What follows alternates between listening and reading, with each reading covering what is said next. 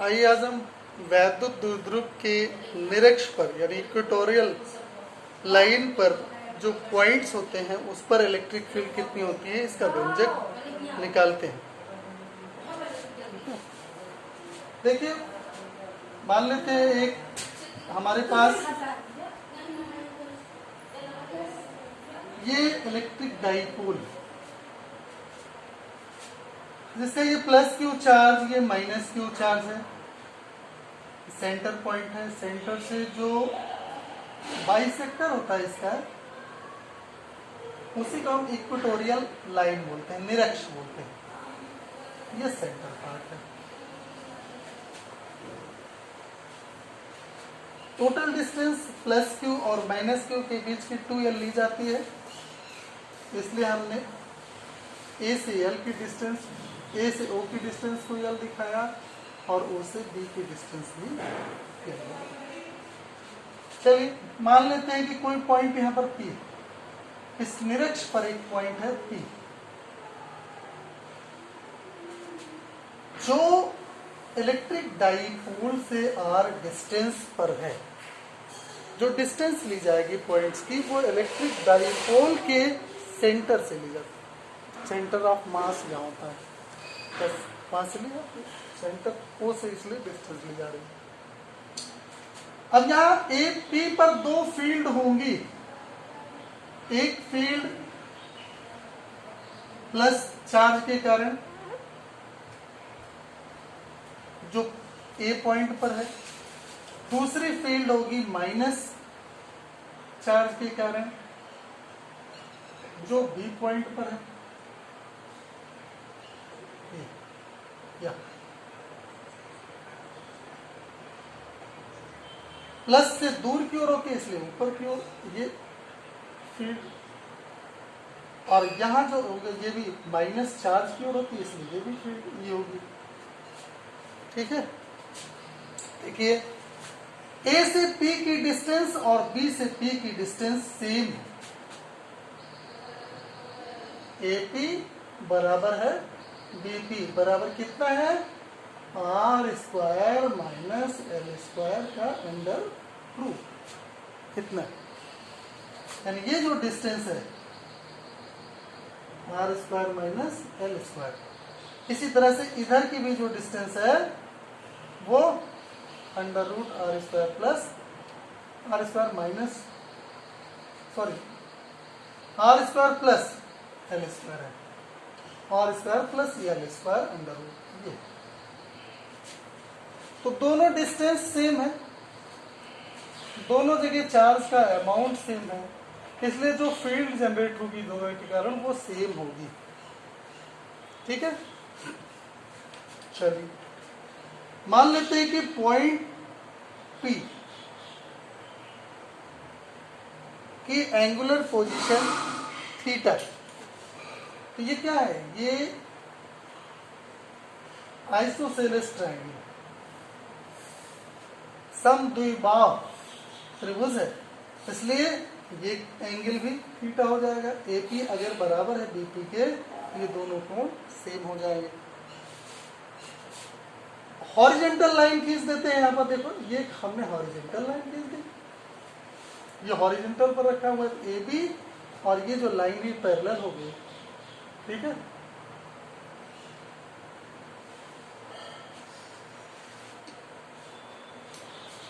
इसके देखो अब इन दोनों का जो रिजल्टेंट होता है, यहाँ पर हम थोड़ा आपको समझा दे रहे हैं। हम कैसे पैरेललोग्राम मेथड से निकालते हैं ना रिजल्टेंट को। पैरेललोग्राम में हमने एक पैरेललोग्राम बना दिया, पैरेललोग्राम अगर बना दिया तो पहले जब पैरेललोग्राम नहीं बनाया ऐसा एक पैरेललोग्राम बना, ये जो एंगल है ये दोनों इंटीरियर एंगल का सम होगा, यानी 2 थीटा होता है। 2 थीटा यानी थीटा प्लस थीटा होगा, और इन दोनों ई का जो रिजल्टेंट होगा वो वेक्टर इस पैरेललोग्राम के उस विकर्ण द्वारा प्रदर्शित होगा जो यहां से गुजरा है, बिंदु पी से दोनों वेक्टरों के कटान बिंदु से होकर के गुजरा। ये रिजल्टेंट होगा। अगर हम इसको E1 कह दें, इसको E2 कह दें, तो रिजल्टेंट वाली बात तो E1 is equal to E2, दोनों सेम होंगे।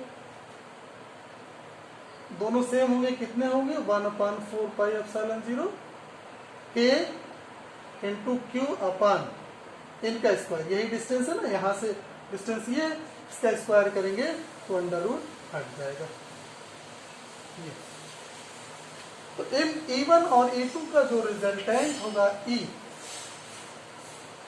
वो इसी विकर्ण द्वारा प्रदर्शित होगा। और ये विकर्ण समांतर चतुर्भुज का विकर्ण है। समांतर चतुर्भुज का विकर्ण शीर्षाभिमुख जो कोण होते हैं, शीर्ष कोण जो अपोजिट एंगल्स होते हैं, उनको समद्विभाजित करते हैं। इसलिए ये जो टोटल 2 थीटा एंगल था, उसका हाफ ऊपर होगा, हाफ नीचे। तो थीटा और थीटा, ये स्थितियां होंगी। ऐसी स्थिति में क्या हो गया, और देखिए जरा सा यहां, अब जो रिजल्टेंट हमारा है E इज इक्वल टू का E1 का E की दिशा में घटक, E1 cos theta plus E2 का E की दिशा में घटक, E2 cos थीटा। लेकिन E1 और E2 दोनों बराबर हैं, इसलिए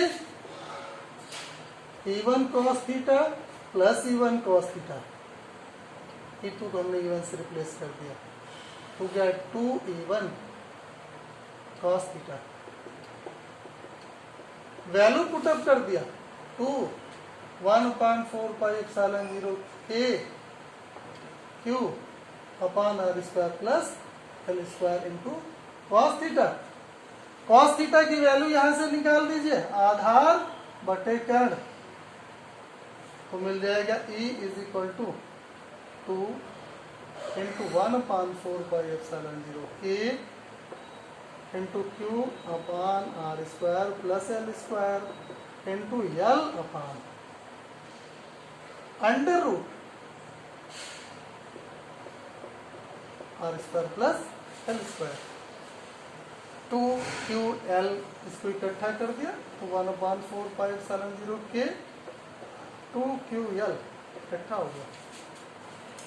यहाँ देखो R square plus L square, एक पावर यहाँ है, आधी यहाँ, हाफ यहाँ है, तो 3/2 3/2 पावर हो गई। इसको हमने रिप्लेस कर दिया 2QL को P से, तो ये हो गया 1/4 पाई एप्सिलॉन 0 K, ये तो हो गया P। यहाँ जरा R स्क्वायर को हमने बाहर ले लिया, R स्क्वायर को ब्रैकेट से बाहर लेंगे तो स्क्वायर से ये बटा 2 कट जाएगा और क्यूब पावर रह जाएगी, ये हो गया 1 plus L square upon R square whole to the power 3/2। फिर वही स्थिति, चूंकि R बहुत बड़ा है L से, इसलिए 1 बहुत बहुत बड़ा होगा L square upon R square से, यानी L square upon R square ये नेग्लेजिबल है in comparison to 1, in comparison to 1। एक की तुलना में L स्क्वायर बटे R स्क्वायर नगण्य है, इसको नगण्य मान लिया तो बचा ब्रैकेट में केवल एक का स्क्वायर एक ही होता है, इसलिए E की वैल्यू आ गई 1/4 pi epsilon 0 K into T अपान R क्यूब। ठीक, डायरेक्शन क्या होगी, देखो ये थीटा है और ये थीटा है, ये करेस्पॉन्डिंग एंगल्स हैं, संगत कोण बराबर हैं, इसलिए PE और AE ये एक दूसरे के समानांतर होंगे। तो E की जो दिशा है वो P से E की बाहर की ओर, यानी प्लस Q चार्ज से माइनस Q की ओर, तो इसकी जो दिशा होगी AB के पैरेलल प्लस Q चार्ज से माइनस Q चार्ज की ओर। ठीक है, प्लस Q चार्ज से माइनस Q चार्ज की ओर। इस तरह से आपने देखा कि ये जो निरक्षीय स्थिति है,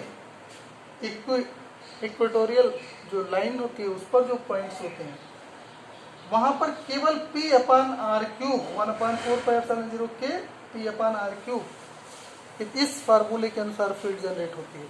लेकिन जो एक्सिस पर होते हैं पॉइंट, उस पर यहाँ 2p होता है। 1/4πε0 k इंटू 2p क्या होता है 2p अपान आर क्यूब। मतलब कि जो एक्सिस पर फील्ड जनरेट होती है डाइपोल के कारण, उसकी एक्सिस पर फील्ड जो जनरेट होती है वो 2 टाइम्स होती है इक्वेटोरियल लाइन पर जनरेट होने वाली फील्ड। ठीक है, यानी जो हमारे एक्सिस है, एक्सिस पर जो फील्ड जनरेट हो रही है, अगर हम उसको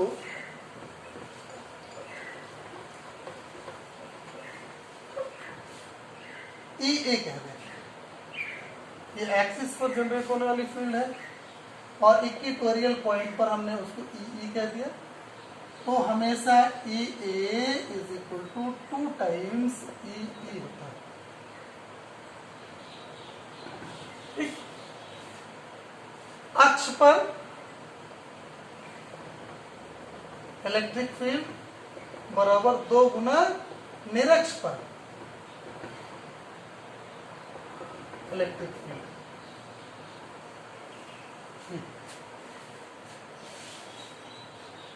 ठीक है, तो इस तरह से हमने क्या किया, 2 स्थितियों में देखा, एक्सियल पॉइंट और इक्वेटोरियल पॉइंट, अक्षीय स्थिति और निरक्षीय स्थिति। अक्षीय स्थिति में हमने पाया कि E is equal to 1/4πε0 2p upon R cube होता है, और निरक्षीय स्थिति में E is equal to 1/4πε0 k into p upon R cube होता है। ठीक, अगले वीडियो में हम लोग एक ऑर्बिट्रेरी पॉइंट लेंगे और ऑर्बिट्रेरी पॉइंट पर जनरेट होने वाली इलेक्ट्रिक फील्ड पर चर्चा करेंगे।